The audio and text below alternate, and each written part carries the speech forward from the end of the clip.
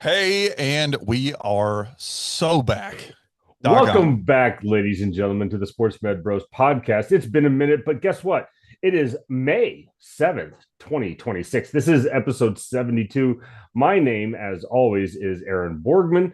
Thank you for everyone tuning in this evening. I am welcomed by my co host and good friend, Evan Kraft, live from Greenwood, Indiana. Ev, how are we doing? We are outstanding. Winston is about 5 feet from me, just going absolutely nuts right now. So As he we should are, be, quite yeah, frankly. as he should be. He's excited about the podcast. It's been a minute. So you know You, what? you We're know ready to, what? It's been a couple weeks. That's okay. We've that's got a fine. new studio set up on this side of things. We're Yeah. upgrading. Yeah. We do have to say thanks to Emily a couple of weeks ago for sitting down with us and giving her very unique Yeah. perspective. I think it's awesome. First of all, thanks to all the new followers and all the great discussion that came along with that. Just another point of view to put into the mix.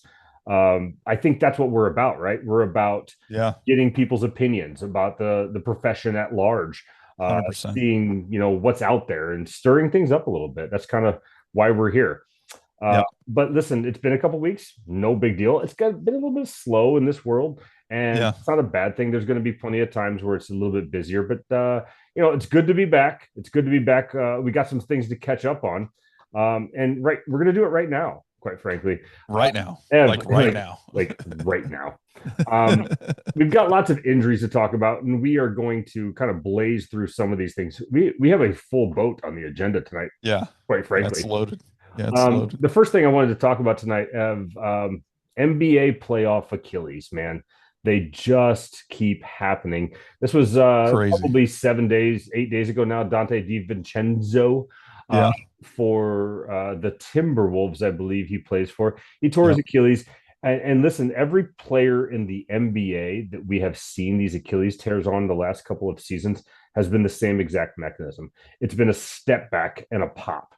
And first of all, can we just talk about the fact that it's really weird that him, the guy that plays for the Pacers, Halliburton, Damian Lillard, they all wear number 0. Yes. How Yeah. freaking crazy is that? Yeah. That's Um, eerie.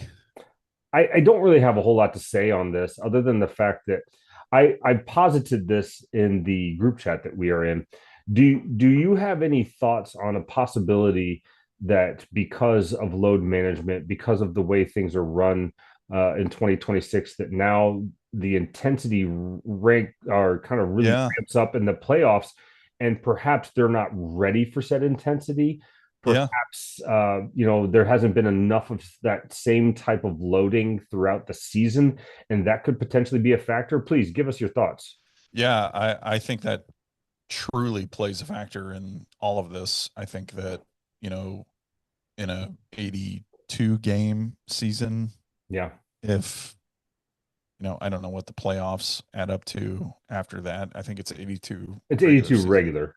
Yeah. So, you know, are you playing, you play back to backs, you play on the road one night and you're home one night, or you're at home one night and you're on the road the next night. Like the lack of sleep, all of that stuff factors into it. And then you go into the playoffs and everything's faster. I mean, you and I have been through this whole thing before. Like each round you go, everything's faster, everything's more intense. Right? And I'm sure that's the same story in the NBA, right? You would have to think Um, so.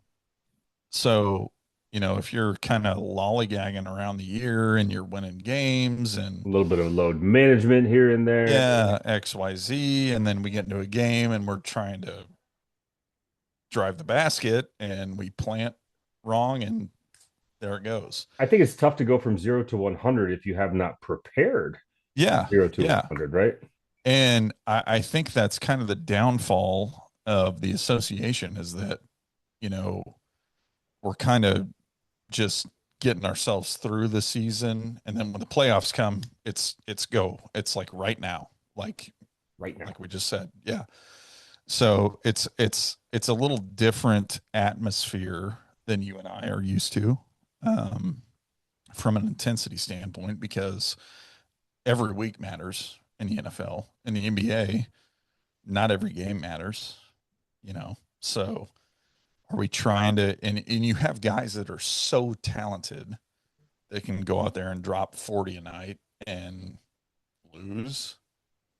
Yeah, And you know what I mean? Like, sure. so it's a whole different ball game. And like, are we, are we truly preparing, from, it's not just the medical staff, it's the strength and conditioning. Like, are we truly, is everybody truly preparing these guys to make a deep run? Because they play, those series are so long.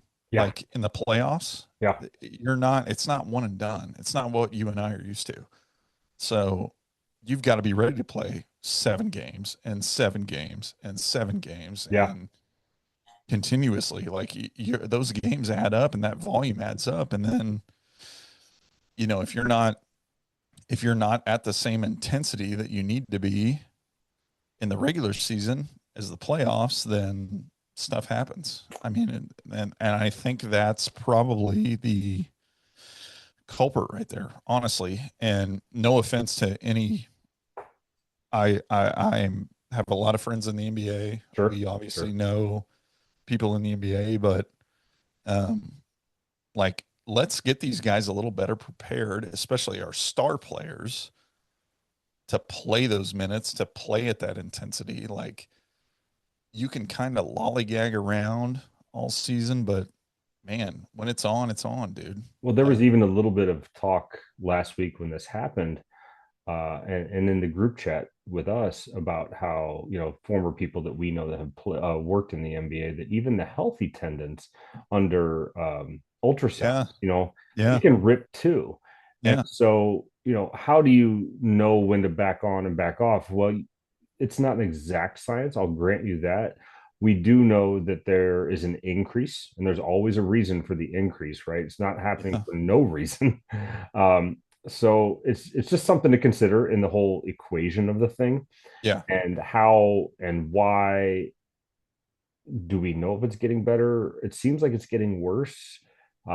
Just it's an interesting talking point. That's why I wanted to bring it up Yeah. because I think you have to put that in perspective a little bit too, yeah, because like, absolutely. you know, obviously we're seeing a lot of star players, but you know, d- does it happen every year? I mean, obviously we've seen it every year Does in it? the Do we playoffs. only hear about it because it's the big names kind of thing? Exactly. Yeah, Exactly. like So, we were talking about with the ACLs at the end of the NFL season. yeah. Yeah. Um, So, Interesting concept. We don't have the answers. We know we don't have the answers. We think we have some talking points, but that was the first one on the docket tonight. yeah. Second one, I laugh a little bit because of the appearance of the incident, and I forwarded this on to you. Scary incident last week out of the Vanderbilt Alabama baseball game. Yeah. The referee took what seemed to be a pretty routine foul ball shot excuse me, I said referee, umpire, home plate Umpire. umpire, took a shot off of his mask. This happens once or twice a game for every Yeah. baseball game in existence. That being said, Ev, he was knocked out cold on Yeah. his back, went down in a heap, laying flat. The reason I wanted to bring it up is I wanted to give kudos to the medical staff, and I believe it was the Vanderbilt medical staff that assessed him first, went in, actually secured the head and neck, which I appreciated. Yeah. And then, he eventually was attended to, came to, Rose. I believe he was left the game, rightfully so. Scary moment, but we have seen this, you and I, on football sidelines where a referee had been injured, not necessarily with a concussion, but then had to Yeah. remove themselves from the game. The reason I wanted to bring it up tonight was it goes to a bigger issue of it's not just always the athletes, right, that need the care. Sometimes it's Yeah. coaches on the side time, sometimes it's referees or umpires. And so the medical staff on both teams, they're on the lookout for these things too, and they not responsible per se, but kind of are, right? Yeah. It's that first on kind of appearance, first on the scene kind of thing. Yeah. They're not directly responsible for that umpire's care, but it was cool to see the medical staff respond in an appropriate manner, just like they would with any other athlete. And I thought it was a nice highlight. If anybody happens to know that medical staff for Vanderbilt baseball, please send them our way. We would like to give them Yeah. the appropriate credit. I should have looked it up before the game or before the podcast, but I did not. So, just a kind of on the surface an amusing sight, but really it turned very serious very Yeah. quickly.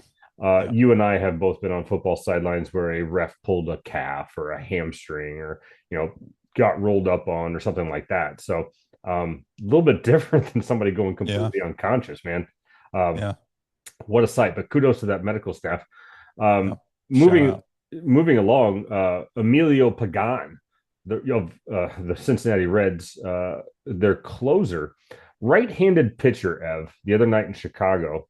Uh, First pitch of the game came in to close out the game, went down in a heap with a left hamstring strain on his kick leg, Oh yeah. and then like he kicked, planted, went down to the first base side of the pitcher's mound, looked like he was shot.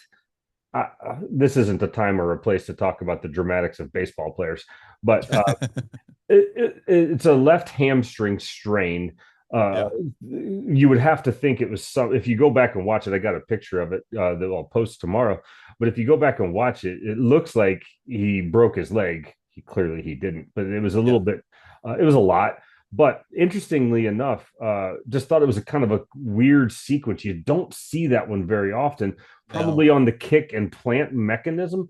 Uh, any thoughts here on you deal with more baseball players than I do these days, on the front side of a pitcher, a hamstring strain on a kick? So left-handed, did you say? Right-handed pitcher, Right-handed left pitcher. side was forward, right? So he kicked with Yeah. his left leg up. As soon as he planted, he went down, man. Yeah. Hydration. Yeah, you think so? I'm pointing at Yeah, hydration could on be. that, honestly.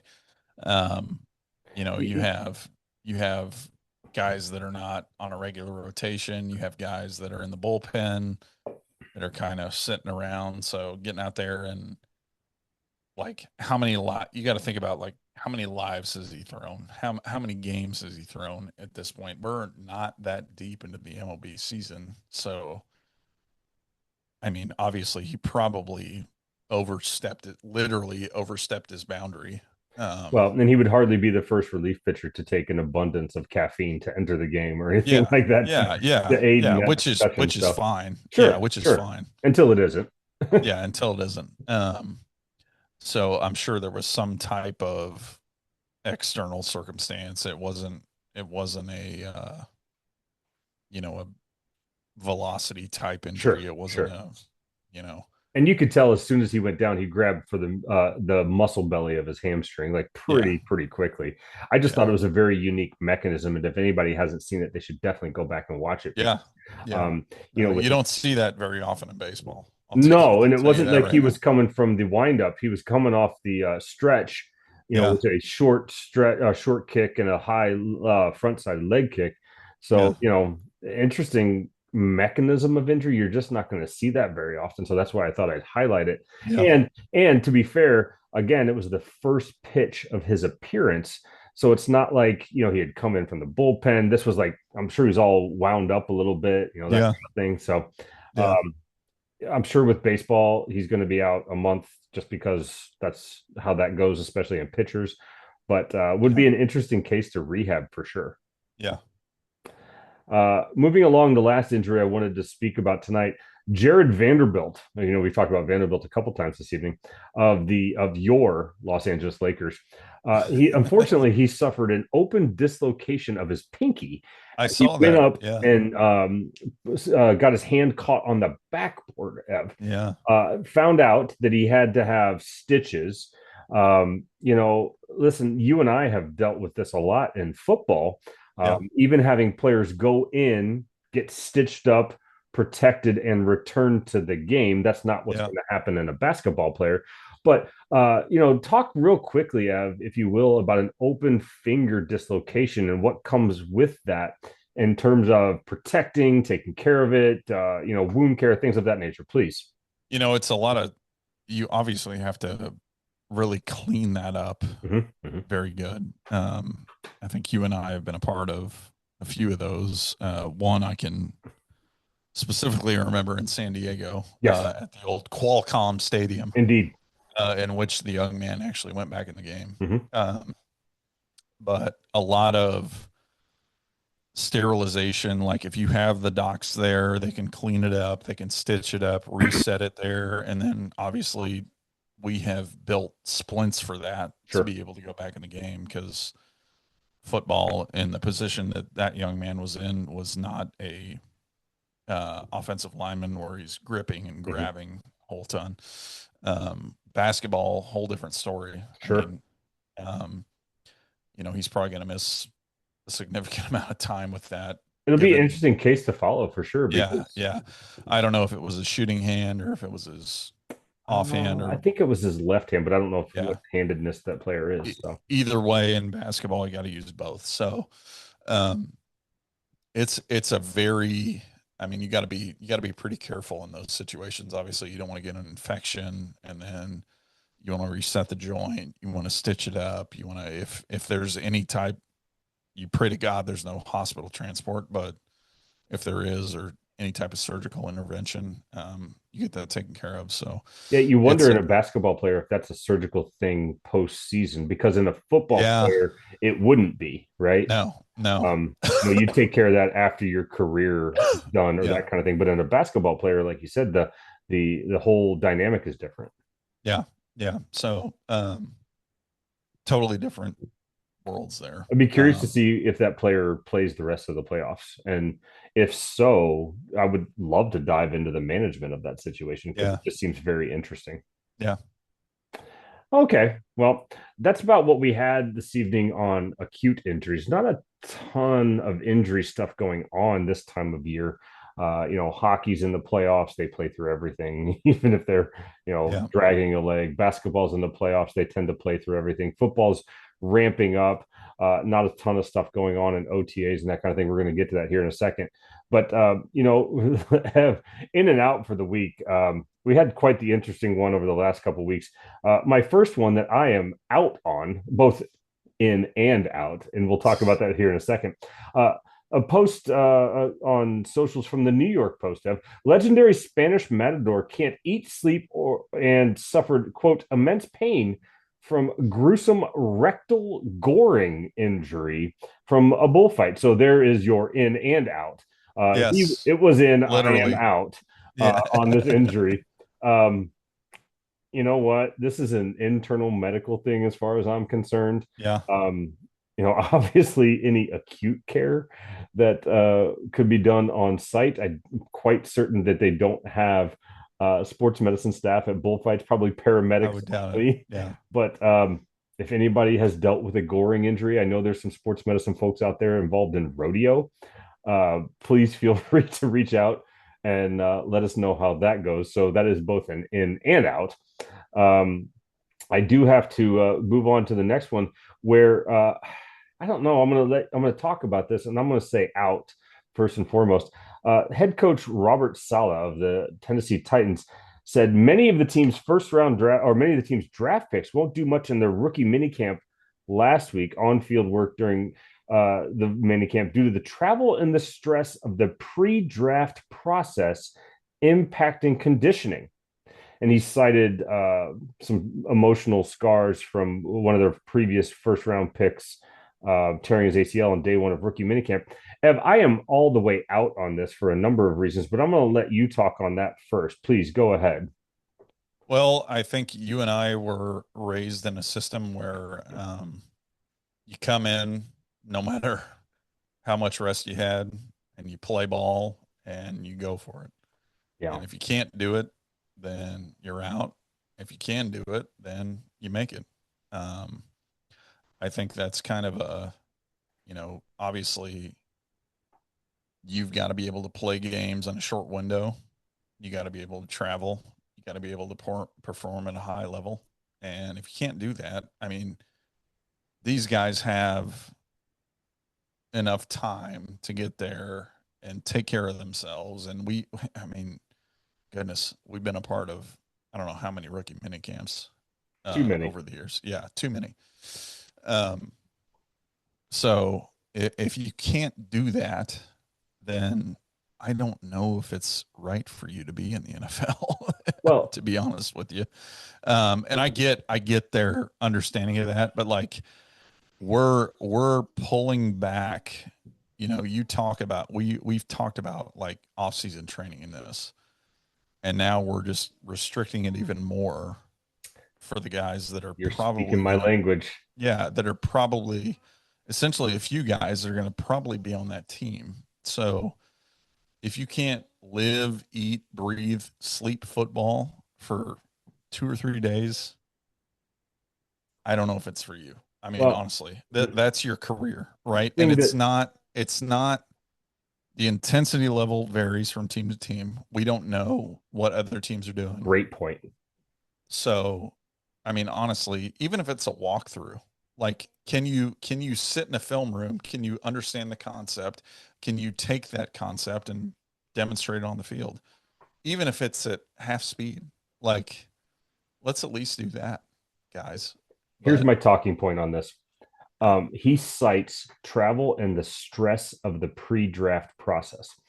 My question to you is, why in the world is the pre-draft process different than preparing for football? exactly. Why is Exactly. why are we preparing for things that aren't preparing for football, like broad jumps and three cone drills and 40-yard dashes for the combine? Like, it says very specifically in the quote, impacting conditioning. We should be preparing these guys from day one of their last game in college for professional football, not professional combines. Yeah. Right. The tape is the tape. We've been over that. If you're going to get drafted, you're going to get drafted.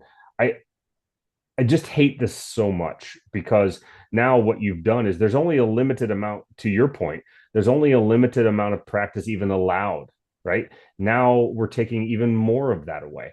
So while I hear his point and I get the sentiment, I think it's the exact wrong thing to do. If Yeah. anything else, they should begin working them in immediately because they've already lost all this time that these guys have been preparing for the draft and the combine. You and I both have been around all these times when rookies come into rookie minicamps and they pull a quad or a hamstring or a calf because all they've been doing is training for the drills for the combine and not for Yeah. football. So this is a good, I don't know if it's a good thing for a bad reason or a bad thing for a good reason, but it's all bad to me because what ends up happening is you're taking the thing that's supposed to help rookie minicamp and you're using it against them even more than what they probably should have. So I don't know, man. Like I'm all the way out on this. Like Yeah. Yeah. I I agree. I just see it as more of a detriment, and like they need all the reps they can get right now. So Yep. anyway, Yep. also, Ev, this week apparently, cabbage was in the news on social medias. People were advocating for cabbage to be wrapped around arthritic or quote unquote bulky joints, and the clip that I picked off was of a knee. Now, I know of no studies with cabbage and saran wrap around the knee to help arthritic and or inflamed joints. However, you and I both know and had Yes, we do. experience with a veteran player, which will remain nameless on this podcast, that would come to treatment every morning with cabbage Yes. wrapped around his knee from the night before. Yes. And, from a cost standpoint, Ev, I think it's fantastic. From a ease standpoint, is great. I don't know that it actually does anything scientifically, but at the same time, you know what? It's what we call a low cost intervention. Yep. Unless you would somehow happen to be allergic to cabbage. Give us your thoughts real quickly on wrapping joints in cabbage. You know what? You and I have seen it anecdotally over the years, and I completely agree with it. I'll be honest with you. Cost effective, anecdotal evidence, all positive. It's not Um, harmful. it's So, not harmful. I Yeah. mean, why not? I guess. Yeah.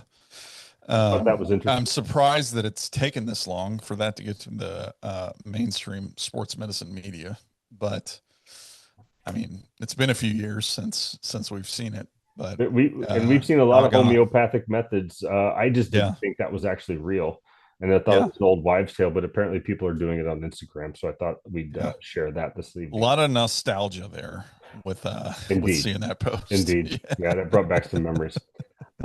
So I don't know that I'm in or out on cabbage, but sure, fine, whatever. yeah, yeah. Um, Last in and out of the week on the PGA Tour last week in Miami, Nick Taylor, a pretty decent golfer, had an on-course physio session after suffering from back spasms. A chiropractor clearly made his way out to the tee box and did some on-course adjustments on the tee box. And at first sight, I was like, "What are we doing?"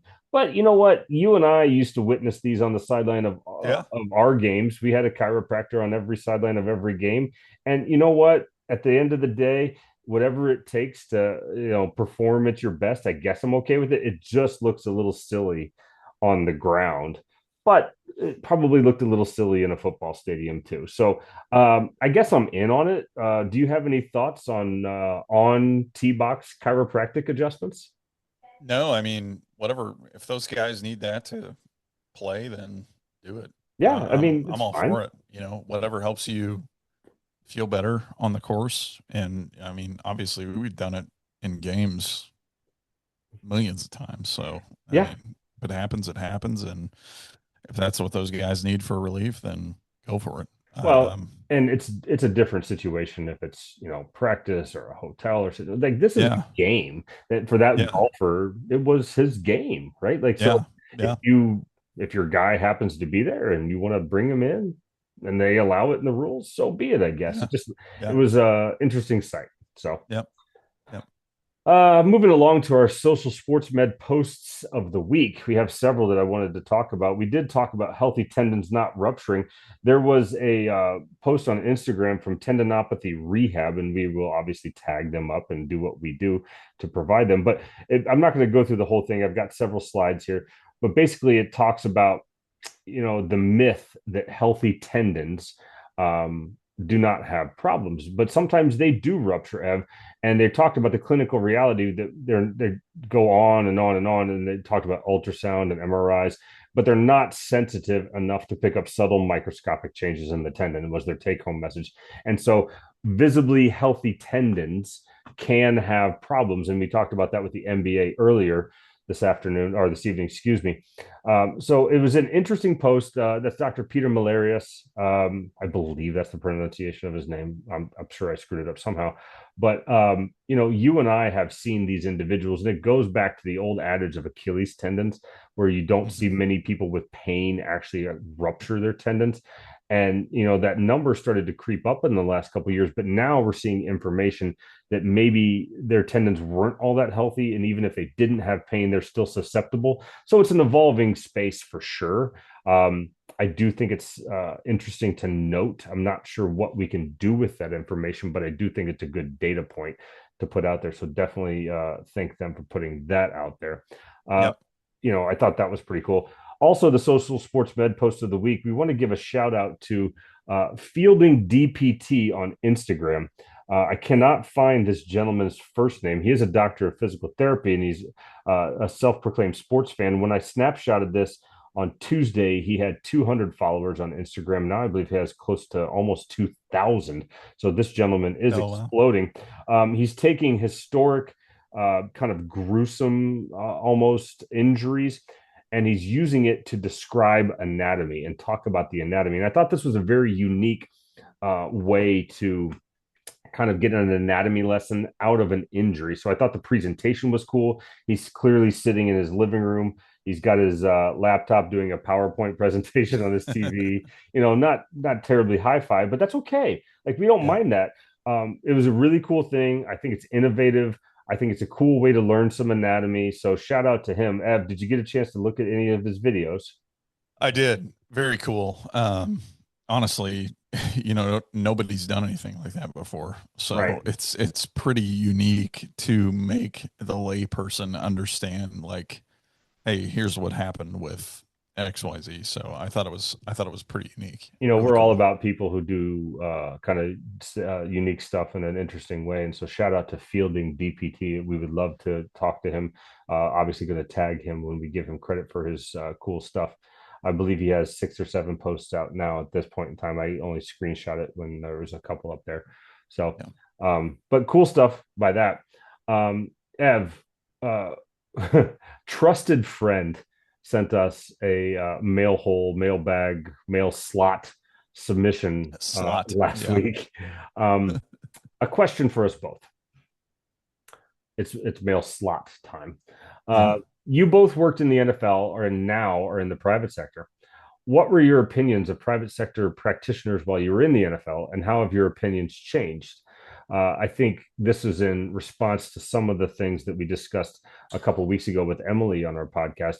But I'm going to give you the floor here and talk about it for a couple of minutes, and then I will back you up with my thoughts. Thank you for that mail depository submission. Yeah. Yeah. Depository.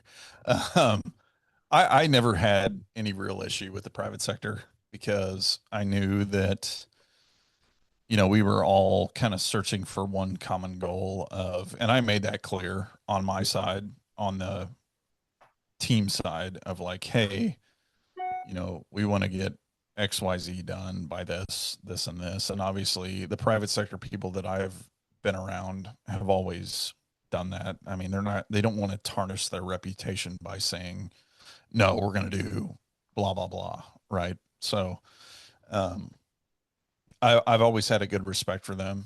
I've never had really any difficulty with them over the years. I think there's a general understanding of, you know, everybody's in this thing together and we can all work synergistically. Um, I think that, as I'm on the outside now, I understand that a little bit more because there's not as much pressure on us Sure. to have somebody get back ready to play, right? We can do all the supplemental shit we want. There's no time limit. There's no, I don't know, there's no meetings. There's no what have you. Like the schedule, you're not bound by your schedule like you are with a team.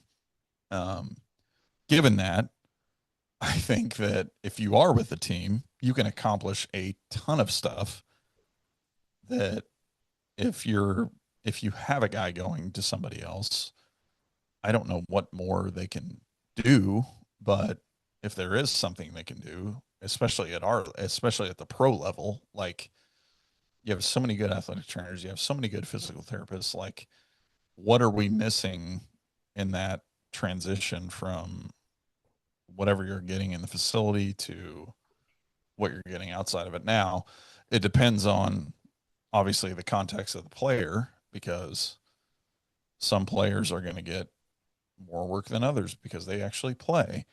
Yeah, Some players aren't. Like private sector people may see those guys that aren't getting as many reps, that don't play sure, on Sundays, that sure, are practice squad players, that are backups, right? So, and that's fine. sure, That's totally fine. Like that's a totally fine thing. Um, and you and I have been a part of that, I think, on this side now. sure. So I have never really had a problem with that. I think that as long as you make clear of the understanding on both sides and vice versa, then it's pretty easy to take care of. Yeah, I mean, listen, we can all say that working in professional sports or working with high level people, that at some point in time, we've all probably had, a decent amount of ego involved. Like we think that we can do, the thing, right? I do believe that, to your point, it's very synergistic. Um, there's a pretty good chance that the Pro Bowl all world quarterback is getting as much work or treatment or hands on care or rehab as they want in the building. If Yeah. they want more outside of that, that is their right. And if they, obviously, the increase in salaries across sports has facilitated a lot of this. This didn't used to Yeah. be a thing 20 years ago. But, as when I was younger, I used to get really, really mad at some of these individuals for, trying to cut in on the space and things like that. Yeah. And I think there's still a little bit of that when it comes to competing opinions about should you play, should you not Yeah. play, things of that nature. Um, now, obviously you and I have very unique relationships with a lot of people in professional sports. I personally like when an athlete approaches me, or I like to give a courtesy call to that Yeah. organization, say, hey, just so you know, this is Yeah. happening. I don't have to tell them what the athlete's coming to me for. That's none of, that's between me and the athlete. But just, Hmm. hey, look, I'm taking care of this person. I wanted you to know about it. I think it's right that you know about it, that kind of thing. And maybe that's a me thing. Maybe that's a I don't want to feel guilty thing. Yeah. And I think that helps just the relationship exist back and forth between yourself as a practitioner and the teams. Yeah. Um, I just think it's kind of a common courtesy. Uh, you and I have built up our reputation such that if we call somebody and say, hey, look, XYZ is working with us, then that team or that entity will know kind of how you and I work, right? Yeah. And if you do that long enough, I think that builds up more rapport and you're more likely to actually get more work because Hmm. then they can trust you. Then they know that you have the athlete and the team's best interest at heart, as opposed to making it about yourself, um, plastering the athlete all over Instagram and trying to get some street cred and things like that. Yeah. Not that there's anything wrong with that. It's just, it's not something that I've ever been about. I prefer to work with my athletes kind of, in the shadows, um, Yeah. like that, because a lot of the people that I work with, they don't want any attention for getting like rehab and Yeah. stuff like that. Yeah. And so, I think there's always a balancing act. It depends on who you're working with. It depends on what their goals are. It depends on what the team needs out of you. And so a lot of times I got a phone call 2 weeks ago from a team that said, hey, look, we need X, Y, and Z. That person's going to be in town for 10 days. We just need you to further the thing that he's doing currently. Yeah. Got it. I'm Yeah. I'm not in charge of that rehab. It's not my rehab. I Yeah. am taking it to the next point for that entity, right? Yeah. Which is a whole hell of a lot different than someone approaching you privately.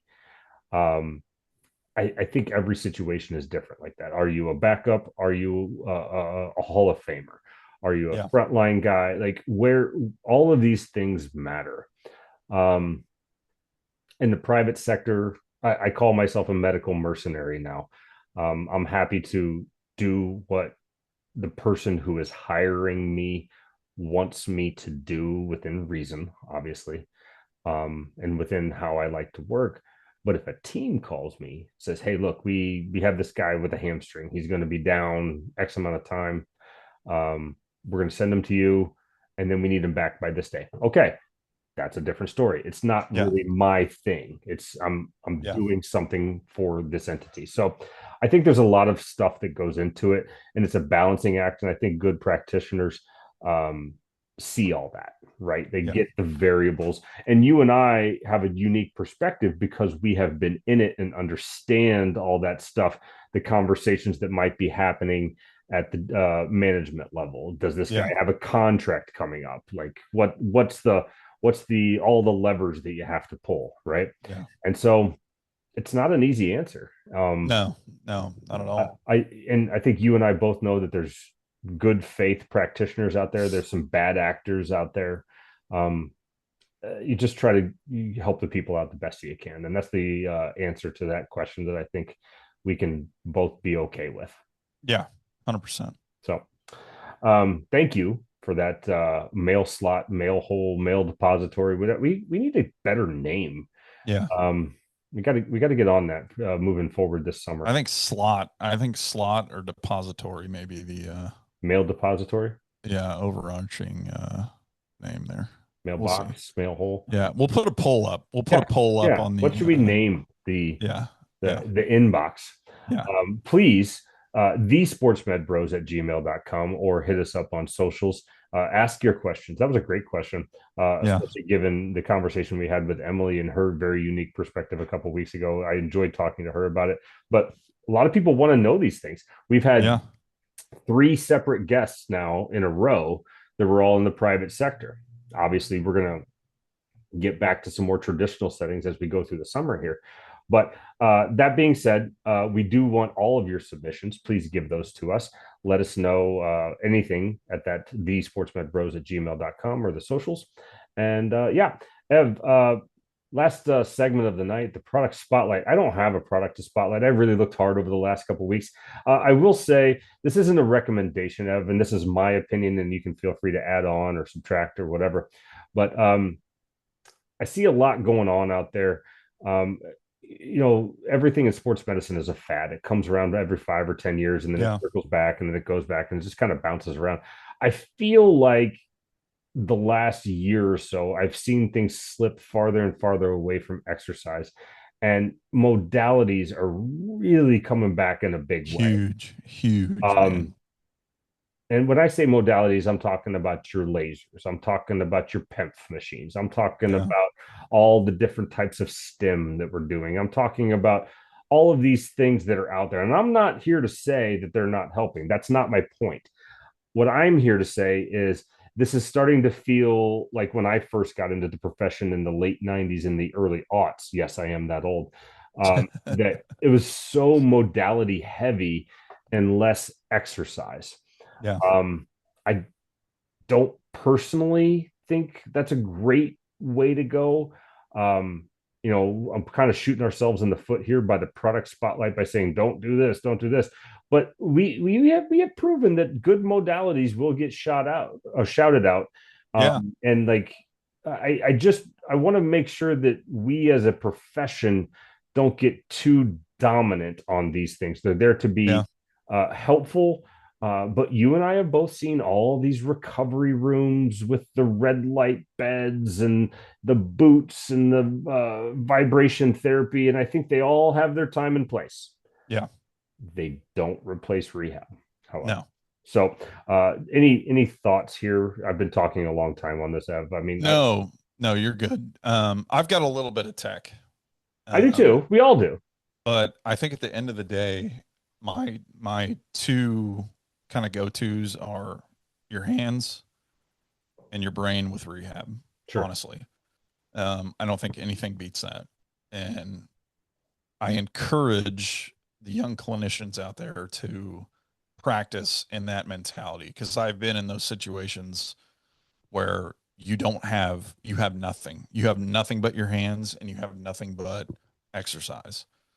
And I think that's where you grow the most. And you and I were obviously raised in an extremely rehab centric environment. Right. Not only in the professionals, but I'm going back all the Sure. way to undergrad. I don't know about you, but um, with Murphy Grant and Coverly, obviously, like those two guys are rehab maniacs. Like they are incredible with coming up with stuff to make people feel better from an exercise standpoint and not using all that shit. So I'm not a huge tech person. I will get, and we've talked about this before, like we only promote what we think is legit. Sure. And all that stuff is sexy now. The PEMF sexy, the vibration therapy sexy, all that stuff sexy. And it makes you feel good. It's great. Nothing replaces exercise, dude. And Nothing. and There is no other modality on the planet that will replace exercise for as long as we are here. And I want to be Uh, very clear. I think those things have a time and a place. If they they are do. the third, fourth, fifth session of the day, Yeah. post practice at the end of the day, Yeah. something like Yeah. that. If your professional or collegiate setting has that ability, I don't think those should be our primary go tos. No. No. And and it's not geared at any one person or entity. You just see a lot more of that because it's flashy and it's sexy and Yeah. it looks cool. Yeah. And I'm just I'm putting this out there as a word of caution. It's starting to feel like things are flipping a little bit Yeah. Yeah. and getting away from the progress that we made in the late aughts and the teens about Yeah. exercise being the thing. So, Yeah. And you please, made a great point about, you know, in your higher level athletes, right? yeah, Those people are on the field and doing stuff 6, 7, 8 hours a day, yeah, right?